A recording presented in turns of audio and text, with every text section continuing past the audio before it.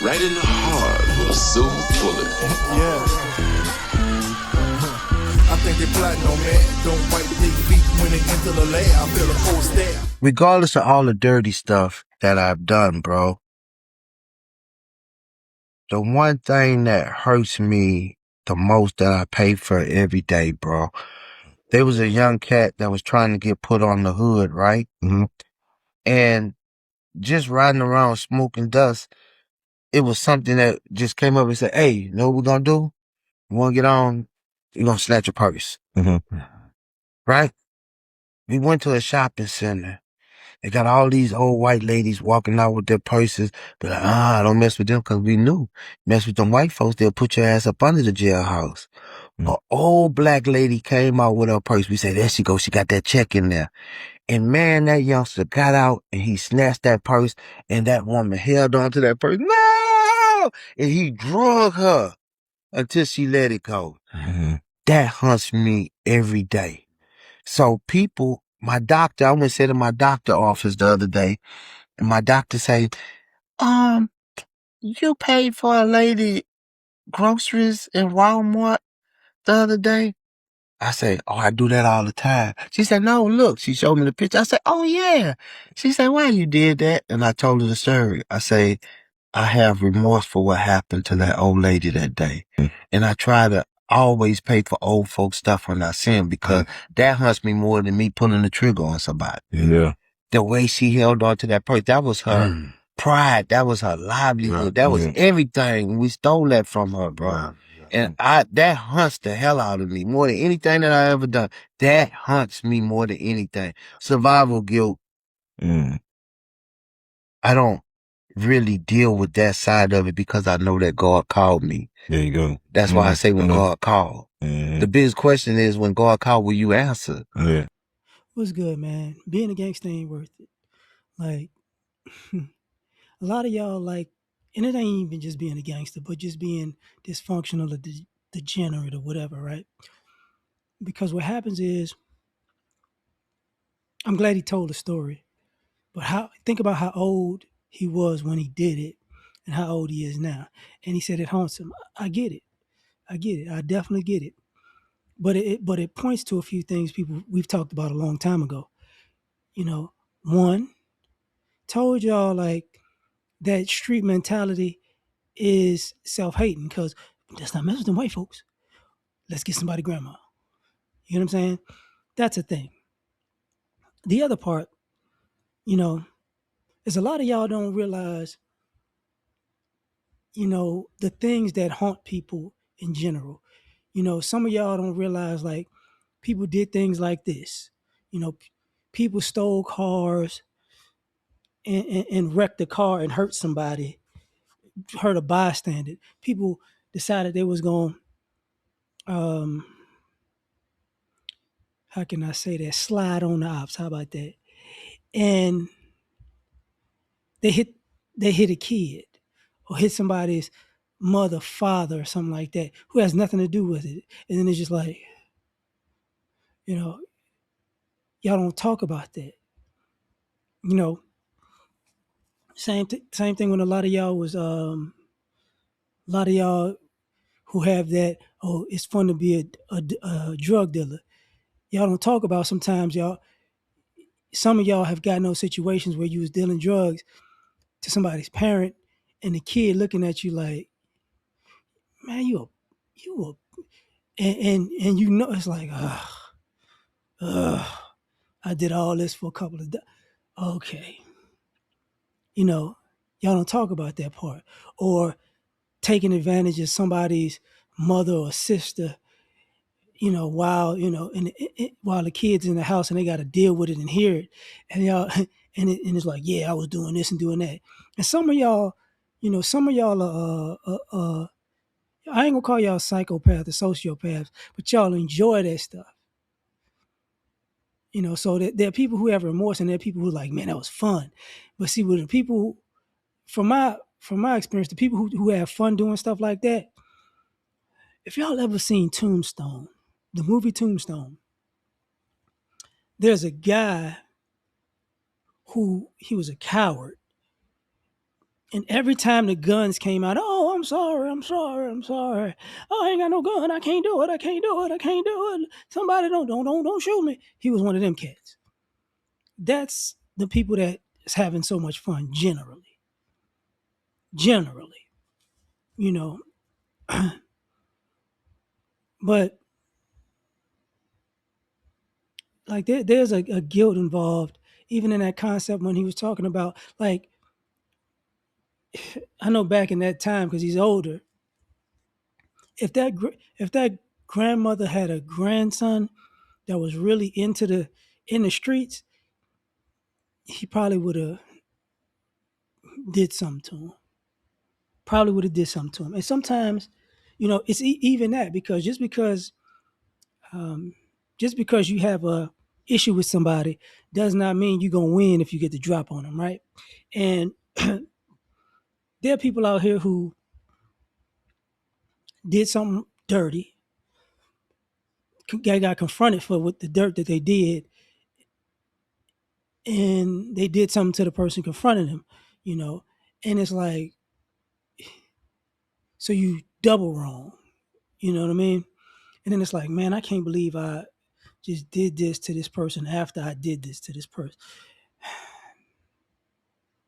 And then it's like, man, because some people are willing to not just stand on it, but take your life to continue their BS. And then on the flip side, man, well, I'll say it this way. This is why a lot of people who are in that lifestyle, they're on drugs. This is why. If if it ain't what the remorse of what they're doing, eating at them, the fear of the cops busting them, the fear of the ops getting them, the the sadness of getting ostracized from your family, like they have issues. You know what I'm saying? And but I will say, people who do bad things have a redemptive quality to them because, as he was talking about, like he wants to make up for what he did wrong, and there are people who do the right thing that don't do that. You get what I'm saying? But there are people who do the right thing to do, but you see it a lot of times with people who did something that is regrettable, and that's what drives them, and it makes them a better person, you know. And they feel like, because sometimes I'm gonna say this. Sometimes people do things that make them feel like they lost their soul, and no matter what they do, they sometimes don't feel like they can get it back, and they try and try and try and try.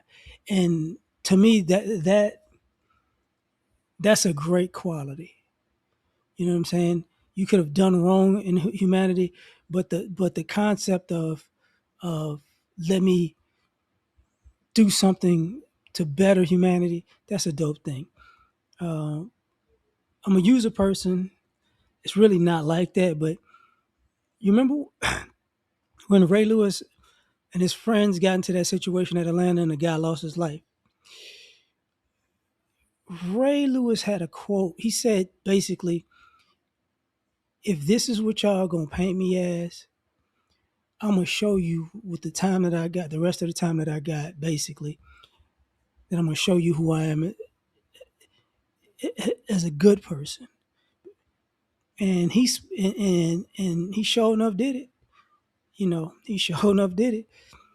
And but when people try to, because I gotta add this to this. I'm sorry, but I gotta do that. Sometimes we as people hold people's worst act over their head for life. You know, could have been a long time ago. They could have changed, but you know, if you get mad at them, I'm gonna stick it to you by. You remember when you was? It's like, yeah, yeah. And it's the same thing when I say like degenerate behavior, dysfunctional behavior. Sometimes people do things out of selfishness or like sometimes people want to hurt other people. They think they feel like I'm gonna get something out of hurting another person, not just physically, but you could hurt them by stealing from them, or like when he said, "I took that from that woman." Sometimes it's not the things it's not the things. Um, it's not that you take something; it's what you took. What I mean is like, let me say this. Um, I remember a long time ago, I was at a track meet, and I guess people was trying to bully, but they would never show who they were because I was in college. And the last straw for me was they stole my wallet, which had the last picture of my grandmother, the last thing that I had of my grandmother. And from that point, I was like, I'm gonna kill one of y'all. And it wasn't that they stole the wallet; it was what was in the wallet. You get what I'm saying? Because they stole the uniform, and I remember going back to college without the uniform or whatever. I mean the sweats, this windbreaker, and they had it at the end of the day. They got the uniform, so I was like, because somebody had broken one of my room and stole my not cleats, my spikes, and threw them in a ravine. And I remember that, but I say that to say like I left that school, and like a year later, they got in trouble because they they actually bullied a kid that was new, and they actually, like, with me, they didn't tell me who they were. Like if I'd have knew who did what, I would have got at them.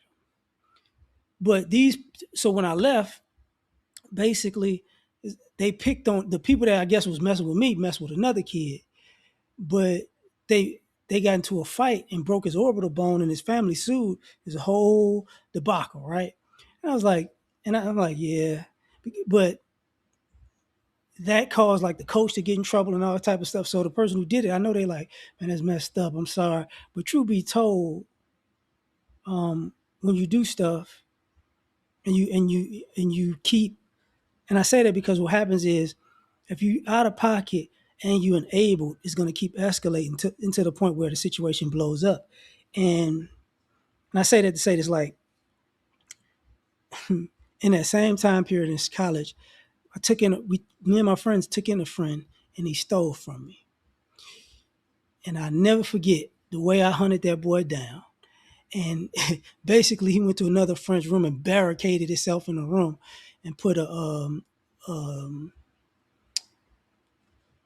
a dresser to block the door. Because at that point, I was like, it's over with, bro. Because he had took he stole stuff, but then he had stole my phone book. He had a phone. It was the '90s. It's a phone book with people's numbers, and he was calling people like my family and friends, just doing on my phone line. By the way, why? I'm like, okay. So at that point, yeah, I was like, all right, whatever. But I know what it's like to be on the opposite side of that, and and turn into the hunter. And that's why I always tell y'all, people aren't really built like that.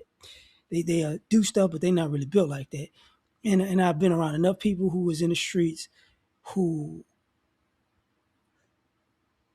they finessers and slick talkers and all that, but you can tell like they lost something that they'll never get back. I'm gonna say never, that it's hard to get back. Like, let me say this. Like I've been around ladies who use their sex as a weapon, and they lost their soul in the process. And the hardest thing for them to do is do the right thing, no matter how hard they try. The hardest thing for them to do is to do the right thing. And when they do the right thing, it something changes a little bit. Sometimes they go, oh, I still got it in me. Then they go back to the BS. And sometimes they go, I, I can't believe I got that in me. Well, I'm going to try to continue this. And sometimes they're held on, their past just holds on to them. Sometimes they got to completely let go. So it's weird, but you lose yourself, man. You lose yourself. And you got young kids out here, young men and women out here who are going down the path of let me do some degenerate stuff because I think it's fun, but you don't realize you're gonna do something that's gonna change the way you look at you. Because people go, man, I do this, but I'm still a good person. You're gonna do something that makes you go, I'm not a good person. You get what I'm saying? If you keep it up, you're gonna do something that makes you go, oh my God. Like, and then what? I'm gonna leave it at that, man. Catch y'all on the next one. Peace.